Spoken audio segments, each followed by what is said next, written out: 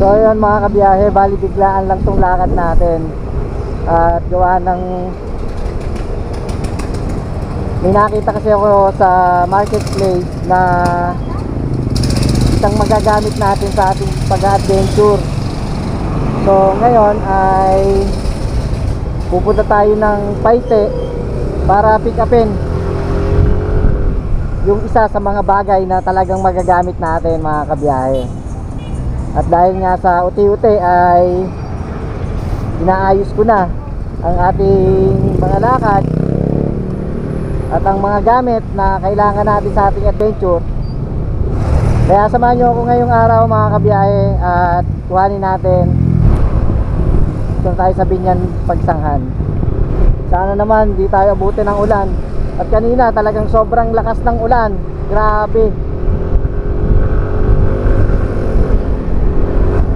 Kaya sabi ko nga doon sa kausap ko na usapan kasi namin talaga alas 2. Kaya lang dahil nga buhos na buhos ang ulan ay hindi ako makaalis.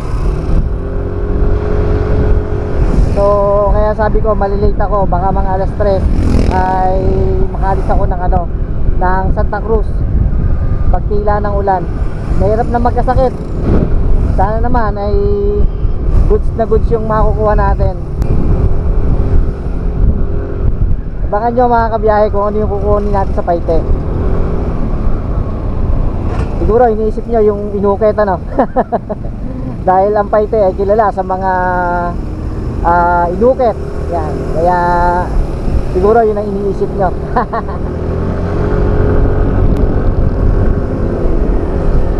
Dito tayo sa Aresa.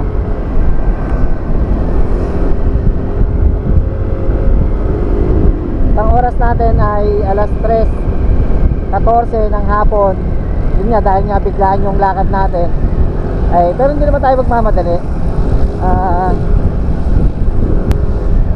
Nag-chat na naman ako sa kanila na ako'y on the way na. Kaya maghihintay daw sila. Talagang magagamit natin sa ating sa ating pagka-camping. Ay, siguro may idea na kayo mga kabiyahe, no? Dahil nga nagpaplano na nga tayo na pag moto camping o kaya ay mag car camping ay yun nga, sige na nga, sasabihin ko na mga kabiyahe, ay may kukunin tayong isang tent sa Paite. At ang sabi nga nila ay isang beses lang daw nila nagamit nung sila ay nag-outing. So bagong bago pa daw yung tent mga kabiyahe. Enjoy nyo lang yung panonood mga kabiyahe. Yan, ito ang Pagsanghan. Yan. At ang Pagsanghan naman ay kilala sa mga falls. Dahil dito ang Pagsanghan Falls. Tsaka yung mga mga sinaunang building at sinaunang bahay ay dito nyo lang makikita sa Pagsanghan, sa bayan ng Pagsanghan mga kabiyahe. Kaya yung mga sinaunang bahay na ginawang commercial at ginawang restaurant, marami yan dito. Unti-unti na kasi natin iniipon yung mga kailangan nating dalhin para sa ating camping. Ayan, ito kung makikita nyo yan, mga adobe yung mga mga simento yan. Ito yung sinuunang bahay din to, ginawa na ring restaurant yan. Malabas na tayo sa traffic. Siyempre titignan muna din natin yung yung kukunin natin tent kung ayos pa ba. Pero sabi naman kasi nila bago pa daw yung tent. Sayang, medyo mura-murang binibenta. Kaya nung nakita ko kagad sa marketplace, inano ko na kagad, sinat ko na kagad na interesado ako. Salumba na tayo. Yan ang aakitin natin sa mga susunod na adventure natin mga kabiyahe. At dyan natin sisimulan ng pagka-camping. Dito tayo sa kaliwa, papuntang Paitito. Tapos yung namang kanan dyan, yan yung paakyat ng Kaliraya. Inaayos ang daan dito sa, sa Kaliraya, oh. Basta yung susunod na adventure natin mga kabiyahe, dyan tayo. Amoy marang. Ang daming durian, ah. Wow. Mami, mukhang tagmarang ngayon dito, ah. Amoy na amoy talaga yung yung marang, eh. Okay, daming durian. Lalaki. Malamang dito sa Paite, marami na rin prutas. Rambutan. Ayun na rin ang rambutan, ah.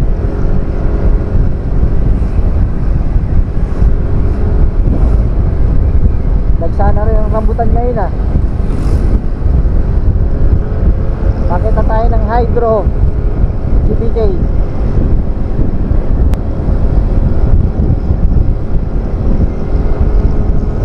Wow.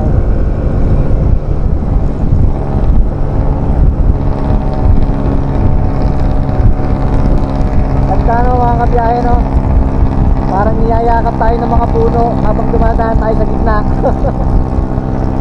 Sarap ng pakiramdam.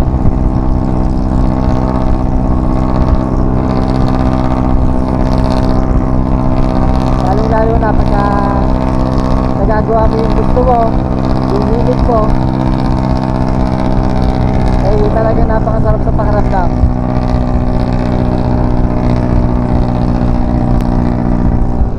Dahil ito yung hilig natin, eh. Ang mag-adventure, ang igala kayo.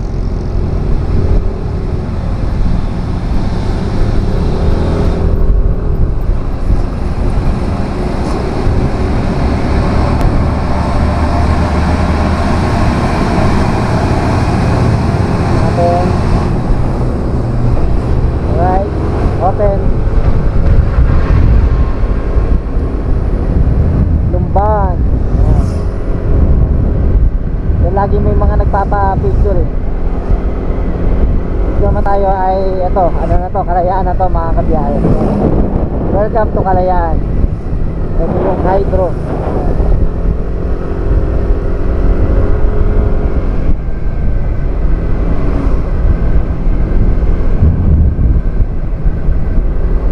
Ito yung maganda biyahe natin ngayon. At maulap man, pero kakaunti lang. Mag-isa hawan pa rin ang kalangitan.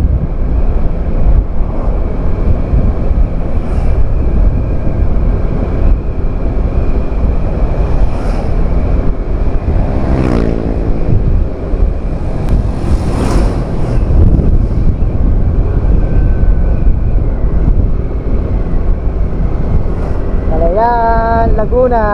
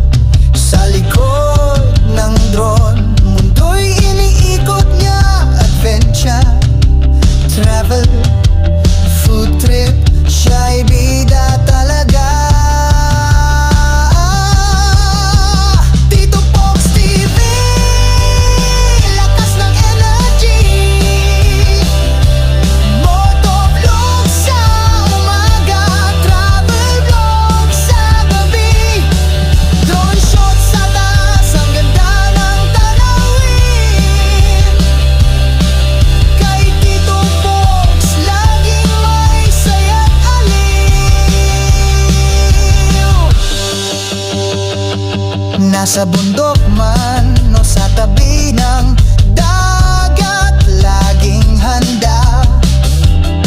Walang oras na sayang.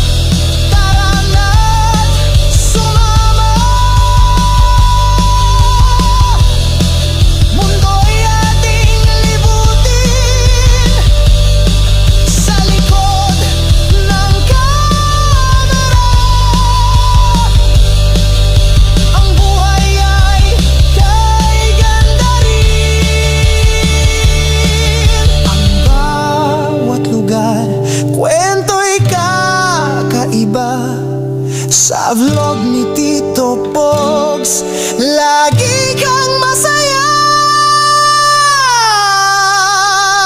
Tito Pogs TV, lakas ng energy. Motovlog sa umaga, travel vlog sa gabi. Drone shot sa taas, ang ganda ng tanawin. Kay Tito Pogs, laging may saya kaliw.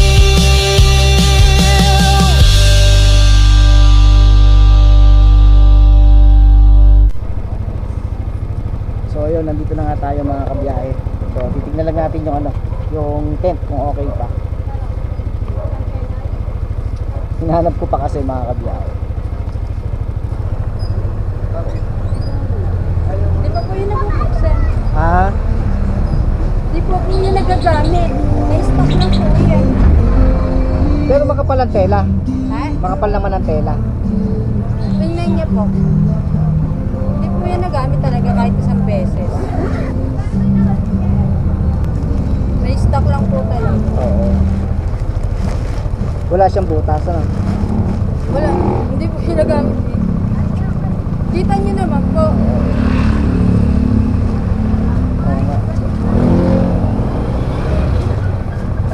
nga. Check muna.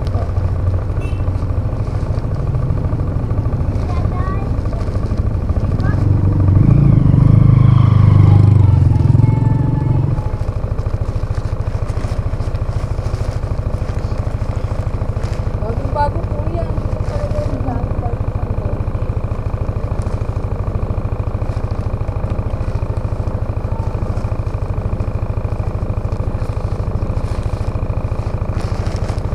Okay na?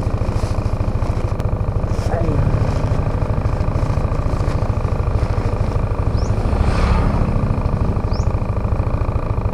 May ano pa? May tali?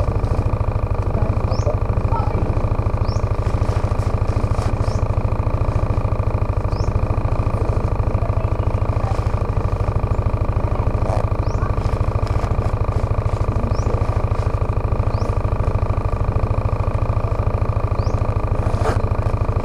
Ayan. So yun nga mga kabiyahe, bali ito dala na natin.